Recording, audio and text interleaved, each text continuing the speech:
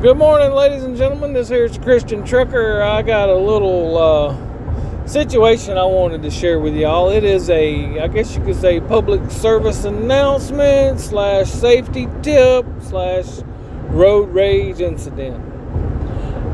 I had to go to Jackson this morning. Well, let me start back at the beginning. I had a long night last night. I ain't been feeling good. I had a temperature. Everything was, but I had to get up early and go to Jackson this morning to get some parts. So I had to leave the house about 5:30. I've got to get back down here to get my load by 9:30. But I went up there to Jackson after my wife didn't really want me to because I was feeling so bad last night. But I feel pretty good today other than the headache. And, I get up there, and the guy said he was going to be there at 7. Wasn't quite there at 7, but it don't really matter because I was out of there by 7:50. I got all my parts. I'm loaded down pretty heavy in my little half-ton truck.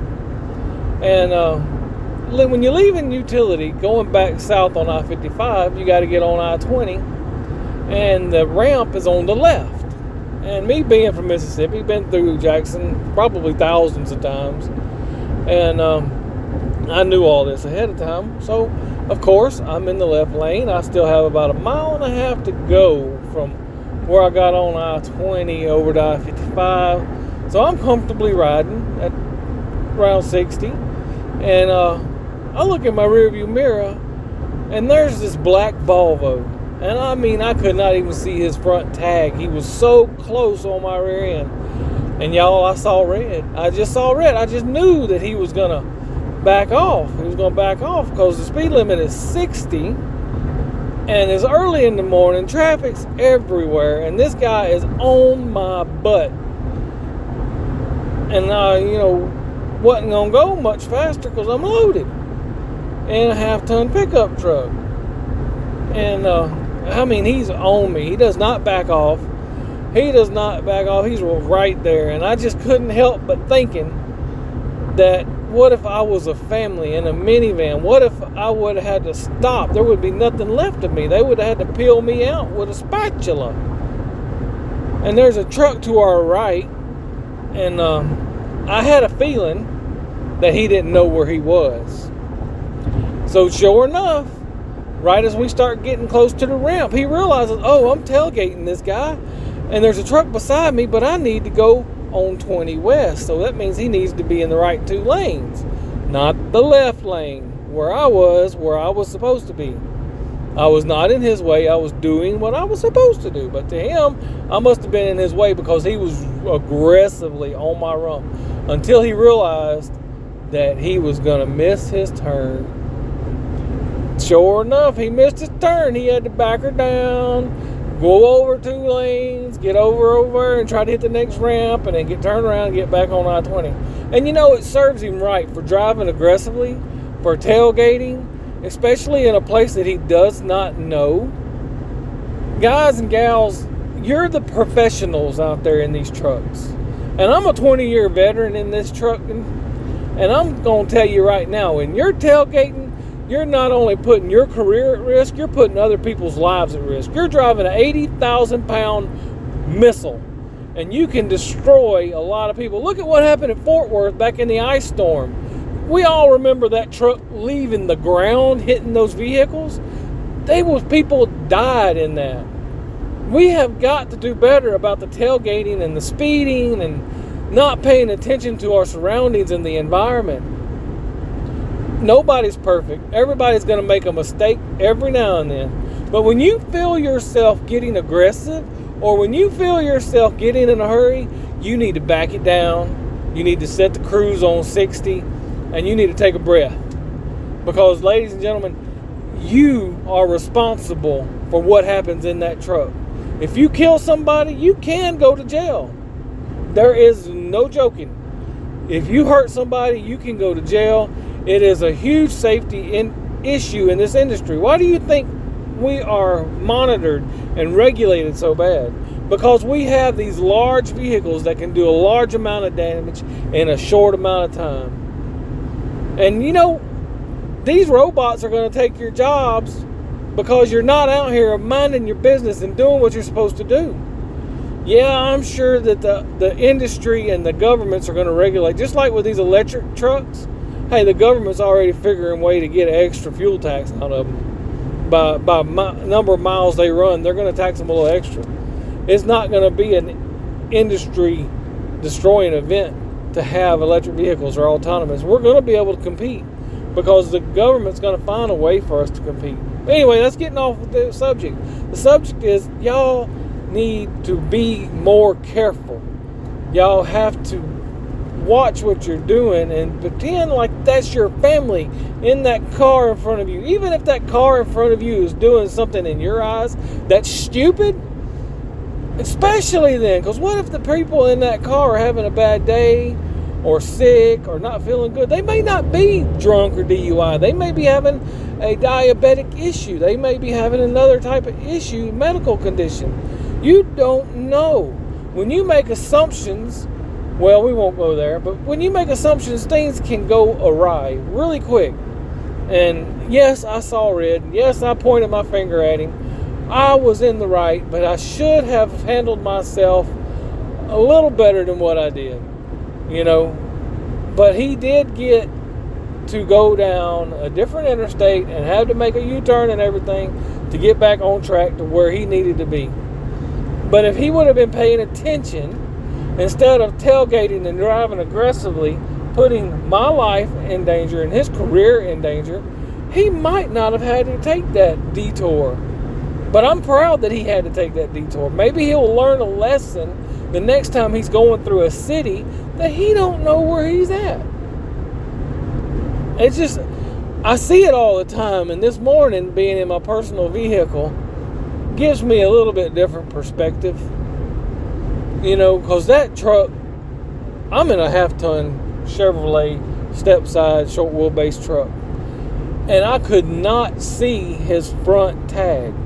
That's how close he was on me. And if I would have been a family or somebody that was not used to the traffic, I might have panicked and slammed on the brakes. And then there where all would be. Instead, I tried to adjust my speed and watch him really closely. And I tried to do the safest thing I could around such an aggressive person. Because I knew what was going to happen. I see it happen all the time coming through Jackson. Guys are not paying attention and they don't have themselves in the right lane to make the maneuvers that they need to make. And I mean, it's not that difficult, especially with the technology that we have nowadays. The GPSs and the Google Maps, and ladies and gentlemen, there just ain't no excuse for not knowing what you're supposed to be doing. I mean, a lot of these trucks are automatic. It's pretty much point and go. I don't get these folks. I mean, it was a fairly new black Volvo, and I just can't even. But yes, I got a little road ragey, and if he would have pulled over, I might have got out. And I can't say I wouldn't. I'm only human. That's part of the reason why I run this channel.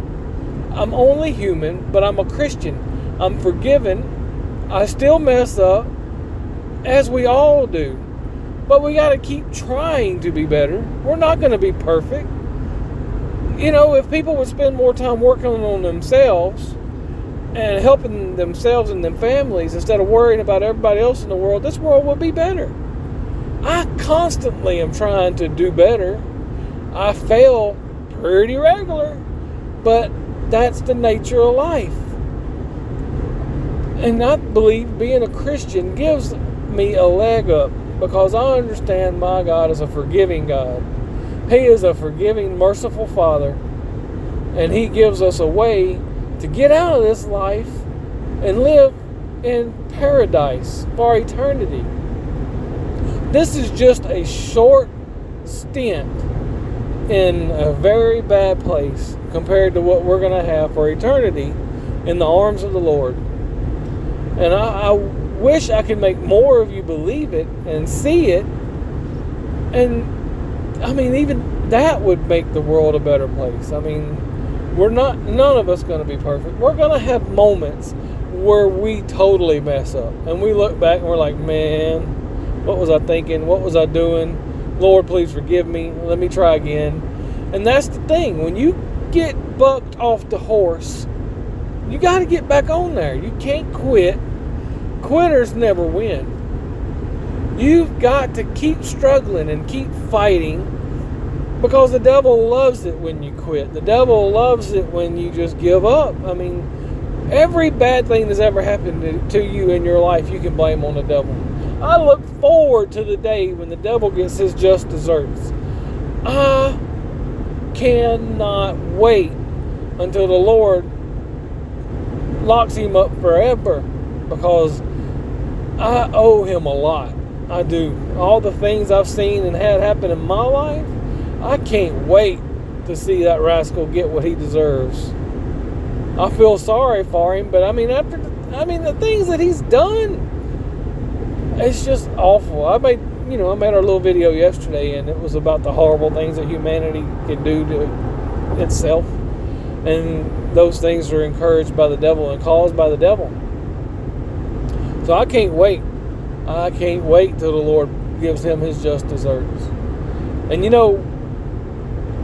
as far as that goes, being a human, we don't deserve to be saved and forgiven, but he gives it anyway. Unconditional love. That's what our Father has for us. He is willing to forgive and overlook the sins of our lives, the bad, the worst things that you can imagine, and give us all another chance. There was a man in the Bible who used to persecute Christians and kill Christians, and the Lord let him come amongst his people and let him become a disciple and let him start working for Jesus. There's multiple stories in the Bible about forgiveness and second chances. I know a lot of you men and women are out there, and you looking at your lives, you're doing an accounting of what you've done with your life. Are you happy with what you've done in there? Have you been a good person your whole life?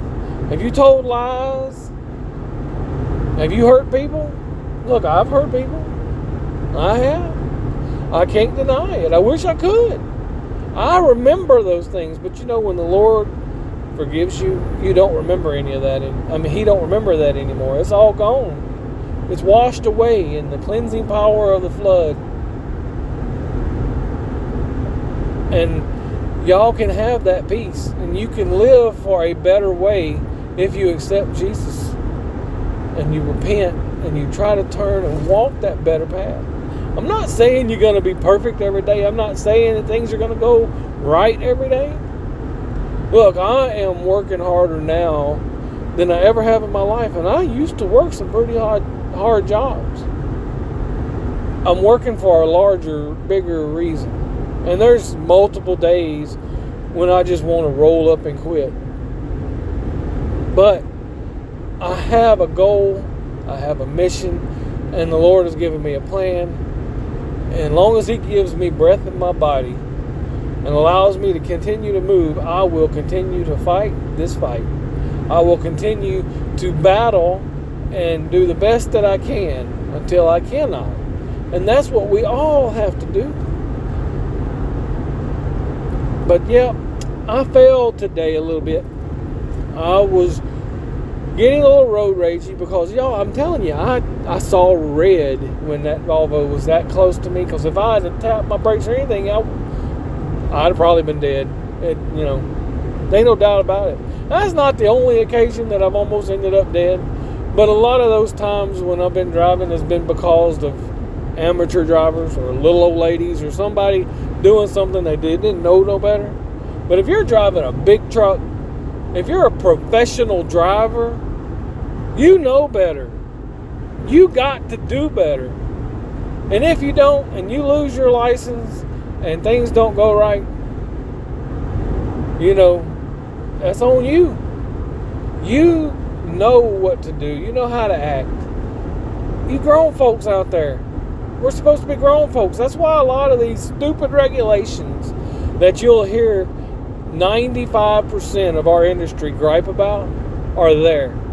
Because it's just like the kids eating the Tide Pods. That's right, I said it. Sometimes we drivers act the same way. That guy that was tailgating me that close today, he might as well be one of them teenagers that was eating a Tide Pod. That's how dumb that is. That's how stupid that is. Except he's putting other people's lives in danger, not just his own. And that's the way I see it. You can disagree. You can be mad. I don't care. But if you're being dangerous out here on this road, you need to get off of it. You need to find another career where you can't hurt others, because you're going to end up in jail, unemployed, and broke. That's what happens to drivers that get out here and they don't drive respectfully and they don't drive safely. It's more than just you out here. Stop being self-centered. Stop being selfish and allow other people to be stupid. That's what we do. We're supposed to see the future. We're supposed to be driving down the road and being able to watch the flow of traffic and understand what's fixing to happen. Countless times have I been riding down the road and I've seen somebody flying through traffic and know what's fixing to happen. I've seen wrecks before they've actually happened because we have the experience. We've seen the miles and miles of highway. We know what people are going to do. In my experience, expect them to do the stupidest thing possible, and that's what's going to happen. You're going to be like, oh, no, they're not going to try to cut through there, and then they do it. I've had them pass me at over 120 mile an hour. You know, I have a radar in my truck, that little front collision mitigation thing, and whenever they pass me, I love to watch them triple digits pop up there. I'm like, man, they're going to peel you off a tree. Ain't going to be nothing left to you but soup. Yeah, I can't stress it enough, y'all. Truck driving, it's a blessing. You can make money. You can have freedom. You don't have a boss man looking down your neck, barking at you all day. You get ready to stop at a truck stop and get a snack, ain't nobody going to call you and be like, man, what you doing? Get on the road, go to work. And if you do have one of those jobs that do that, quit. Leave it. Find there's better jobs out there, I promise. One of my drivers used to work at a place that had an outward-facing and an inward-facing camera. You know, that's not so bad. But with that inward-facing camera, they were not using it to help the driver. They were using it to accuse the driver. Anytime it would trigger, the people at the home office would be looking at that camera and trying to figure out what the driver did wrong. When I worked for that same company, I slammed on brakes and eased over to avoid a guy that was fixing to hit my tire. And they said that I was in the wrong. I should have let him hit me. I kid you not. So, you know, I put in my 2-week notice that day when they called me in about that camera event. I said, y'all are not going to sit here and ruin my career with y'all's camera system. It ain't going to happen, because they can put stuff like that on your reports. And if somebody calls about your driver history, big companies like that, they will tell them every event that you had, and it'll make you sound bad.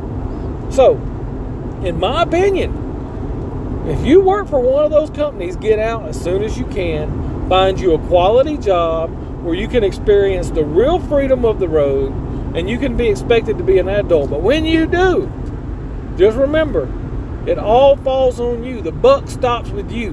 Whatever happens in that truck is on you. Even some of the places you park, when you get your front end ripped off, it's going to be because you decided an end spot, or you wasn't parked in the right spot. Sometimes it happens and there's nothing you could have done about it as far as the parking and everything. But when you park, you got to be aware of where you're parking. You don't want to be parked down on the end with your nose hanging out there and expect that every driver around here is a good driver.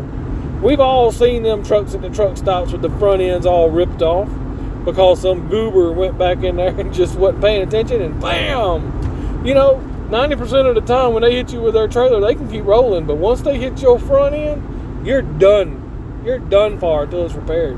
And you're talking a week or two to get repaired.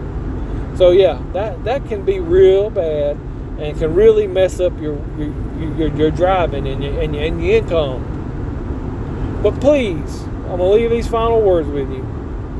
Be safe. Back it down. No load is worth your life or anybody else's life. If you're running short on your E-log, it's better to wait until after your 10 hour than it is to take a chance and hurt somebody. Just because your truck can do 70, 75 don't mean you have to. Be safe, ladies and gentlemen. God bless every one of you, far and above your dreams. And we will catch y'all on the next ride.